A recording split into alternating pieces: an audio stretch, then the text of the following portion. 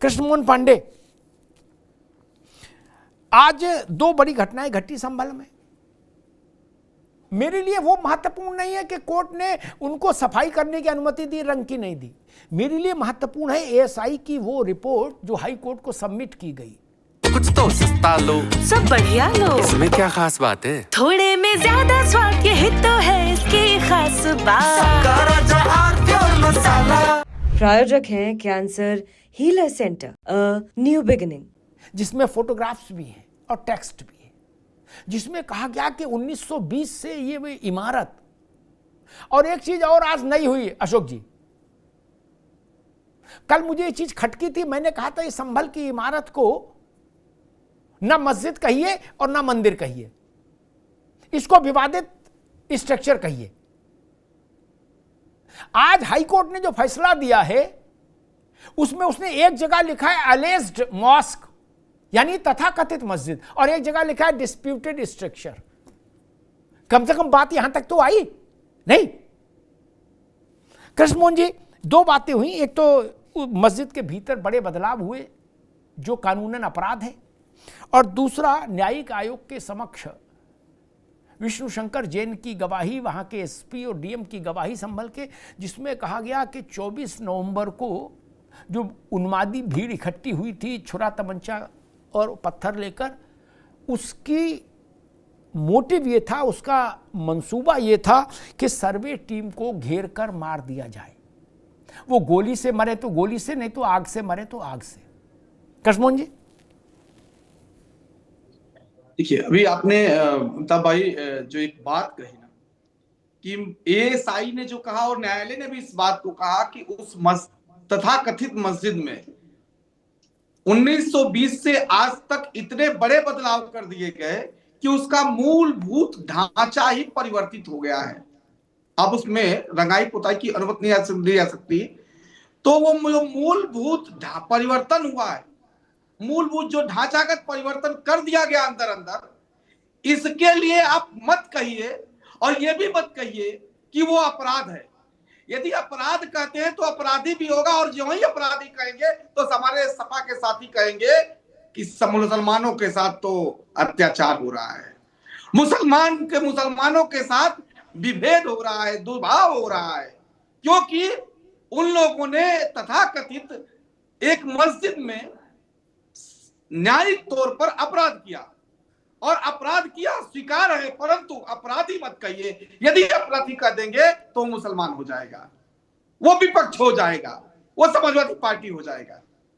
ये जो मानसिकता समाजवादी पार्टी और विपक्ष का है, इस बात को देश की जनता देख रही है। आप सोचिए कितनी बड़ी बात है कि एक इमारत में जो 1920 से एएसआई के पास पड़ी हुई है, एएसआई के नियंत्रण में है, और उसी एएसआई को आप उस मस्जिद में, तथाकथित मस्जिद में प्रवेश नहीं करने देंगे। और अब जब न्यायालय ने कहा कि नहीं साहब, आप जबरदस्ती घुसो उसमें, देखो क्या हो रहा है, जब घुसे तो देखे कि जो मूलभूत ढांचा था उसको परिवर्तित कर दिया गया, लेकिन जब बोलेंगे तो गोली चलेगी, गोली चलेगी। वहां पे एक साजिश रची जाएगी कि जो भी लोग आते उन सबकी हत्या कर दो, जीपा कर दो। लेकिन जब ये बात आप कहेंगे एलआईयू रिपोर्ट के द्वारा कि ब्ला ब्ला ब्ला ये लोग थे, तो अपराधी घोषित हो जाएंगे और कहेंगे कि नहीं साहब, विपक्ष पे तो ये हमला हो रहा है, एक धर्म विशेष पर हमला हो रहा है। ये वो लोग हैं जो बार बार इस बात को कहते हैं कि संभल में मुसलमानों पर अत्याचार हो रहा है। अरे साहब, आप पत्थर चलाएंगे, आप गोली चलाएंगे, आप हत्या करने की बात करेंगे, जो वहां पे न्यायालय द्वारा सर्वे टीम जा रही है उसकी हत्या की बात करेंगे, उसमें पत्थर भी चला देंगे, गोली भी चला देंगे, और प्रशासन हाथ पे हाथ धरा रहे क्योंकि सामने पत्थर चलाने वाला मुसलमान है और उसके साथ समाजवादी पार्टी, कांग्रेस पार्टी खड़ी है, इसलिए वो अपराधी नहीं है। कैसी मानसिकता के साथ और किस सदी में जी रहे हैं हम साहब? ये उत्तर प्रदेश है।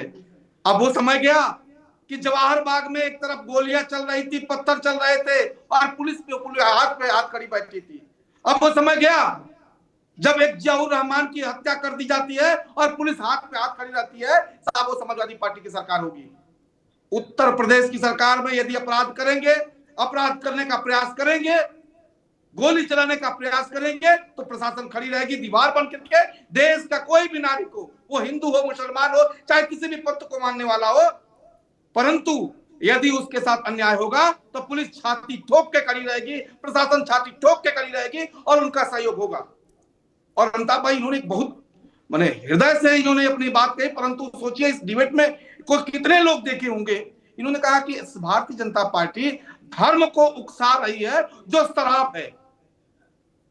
इनके एक साथी, बहुत पुराने साथी थे, उन्होंने कहा था धर्म अफीम है, इन्होंने धर्म को शराब बना दिया।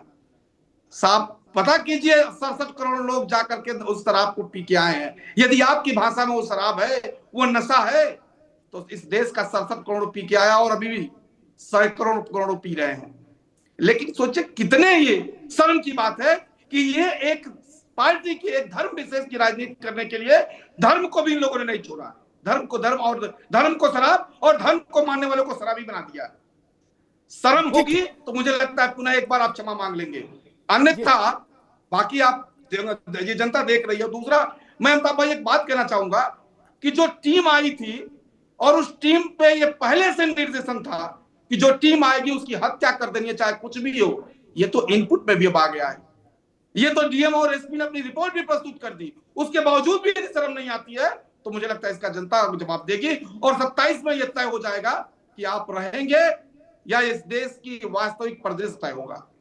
ठीक, यतीमा एक बात अशोक भाई ने कही पीडीए की, आपका अनुभव क्या कहता है, आपका आकलन क्या कहता है? जाति की राजनीति क्या महाकुंभ के बाद शिथिल हुई है? जाति की राजनीति का जमीन पर असर कम हुआ है? देखिए निश्चित रूप से अमिताभ जी, उसका कारण ये है कि कुंभ में 67 करोड़ लोगों का ने लगभग स्नान किया। 67 करोड़ सनातनी जाति धर्म के विभेद को छोड़कर एक घाट पर स्नान कर रहे थे, यही सनातन है। लोगों ने कोशिश की, पॉलिटिकल पार्टीज ने बहुत कोशिश की इस विभेद को उत्पन्न करके अपनी राजनीतिक महत्वाकांक्षाओं को साधने की, लेकिन सनातनियों ने ये बता दिया कि हम एक हैं और जब हमारी धार्मिक आस्थाओं की बात आएगी, जब हमारे धर्म की या हमारे सनातन की कोई बात आएगी तो कोई विभेद नहीं किया जाएगा। हमारे साधु संत हम में कोई विभेद नहीं करेंगे। साधु संतों के शिविर चल रहे थे, वहाँ भंडारे चल रहे थे, वहाँ भोजन ये देखकर नहीं परोसा जा रहा था कि ये शूद्र है, ये ब्राह्मण है, ये क्षत्रिय है। वहाँ सबके लिए हमारे जो भंडारे थे वो खुले हुए थे। तो अमिताभ जी ये जो पीडीए का जो शगुफा इन लोगों ने ये लोकसभा में थोड़ा कामयाब हो गए, लेकिन आगे ये चलने वाला नहीं है। ठीक है यतीमा। अशोक भाई, क्या पीडीए पर जो आपने मेहनत की उस पर पानी फिरता दिख रहा है? ऐसा लग रहा है कि नहीं वो मामला ज्यादा दूर तक नहीं जाएगा? क्योंकि ये बात तो जो यतीमा करी ठीक है, 67 करोड़ लोग एक घाट पर आए, उसमें काछी भी थे, कोरी भी थे, बामन भी थे, ठाकुर भी थे, बनिया भी थे, कायस्थ भी थे, सब थे। जितनी जातियां आपको याद हो सब जातियां थी। अशोक भाई।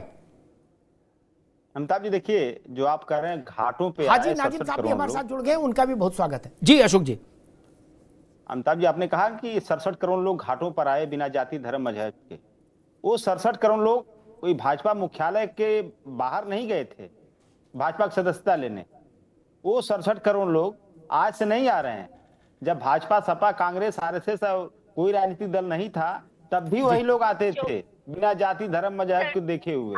और हर के लोग अनुमान नहीं लगा रहे उनकी बात आ जाने दीजिए। यतीम आप भी रुकिए, उनकी बात आ जाने दीजिए। जी ठीक है।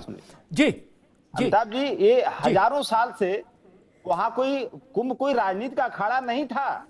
वो राजनीति का अखाड़ा तो पहली बार योगी सरकार ने बनाया भाई। वहां पे कुंभ तो आस्था का केंद्र था, आस्था का अखाड़ा था। वहां पे लोग आते थे और आते हैं, आते रहेंगे आस्था को प्रदर्शित करने के लिए, संगम के तट पे त्रिवेणी के संगम में स्नान करने के लिए। वो भाजपा की सदस्यता लेने नहीं आए थे 67 करोड़ लोग। ठीक है अशोक भाई, ठीक है। पूरा एकदम नरेटिव बनाया जा रहा है अमिताभ जी कि 67 करोड़ लोग आए, पीडीए का कांसेप्ट फेल हो गया। नहीं गया था जो आपने कहा मुख्यालय में नहीं, वहां पे लोग धर्म को जो धार्मिक तौर पर गए थे वो एक मिनट रुकिए, कृष्णमोहन जी रुकिए। ठीक है अशोक भाई, आगे बात, आपकी बात आ गई। आप कह रहे हो वो 67 करोड़ भाजपा के मुख्यालय में नहीं आई। कोई किसी के मुख्यालय में कुंभ में क्यों जाएगा, एक तो विषय ये। मैं 2 टिप्पणियां करूंगा, फिर मैं हाजी भाई के पास, हाजी नाजिम साहब के पास चलूंगा। कल मैंने कहा था, कल संयोग से अशोक भाई नहीं थे, आज फिर दोहरा देता हूं। जिन लोगों को ये मतिभ्रम है या मतिभ्रम नहीं है, ज्यादा चतुराई में ऐसा प्रचार करना चाहते हैं कि कुंभ हजारों साल से लग रहा है, लेकिन ऐसा कुंभ पहले नहीं लगा। अब एक लाइन बता दें कि ये क्यों नया कुंभ है। हर्षवर्धन के समय से और 2013 में सपा की सरकार में हुए कुंभ तक भारत में हिंदुओं की आबादी का 55% कभी कुंभ नहीं नहाया था, वो केवल इस बार नहाया। इसलिए मैं कह रहा हूं ये विशेष है। अब आप इसकी जैसे चाहो वैसे समझ ले लो, आप आजाद हो, लेकिन इसलिए विशेष है। इतनी बड़ी आबादी कभी नहीं नहाई, इतना बड़ा प्रतिशत कभी कुंभ में नहीं अवगाहन किया। 100 से 110 करोड़ की आबादी हिंदुओं की, और 67 करोड़ लोग नहा के चले गए। ऐसा कभी नहीं हुआ, ना हर्षवर्धन के समय में हुआ, ना अखिलेश यादव के समय में हुआ। ये गांठ बांध लीजिएगा अशोक जी, है ना। दोबारा ये चर्चा ना आए कि हजारों साल से, हाँ हजारों साल से हो रहा है, हजारों साल से हो रहा है, लेकिन 12 करोड़ आए थे। हिंदू की आबादी 24 करोड़ थी क्या? आपने कराया था ना कुंभ, इसलिए ये तर्क ठीक नहीं। तर्क दीजिए तो मजबूत तर्क दीजिए। मेरे पास है प्योर पाव भाजी का मसाला, प्योर पाव भाजी मसाला, पाव भाजी को टेस्टी बना डाला, सबका राजा ऑल प्योर मसाला। प्रायोजक हैं cancer healer centre, a new beginning.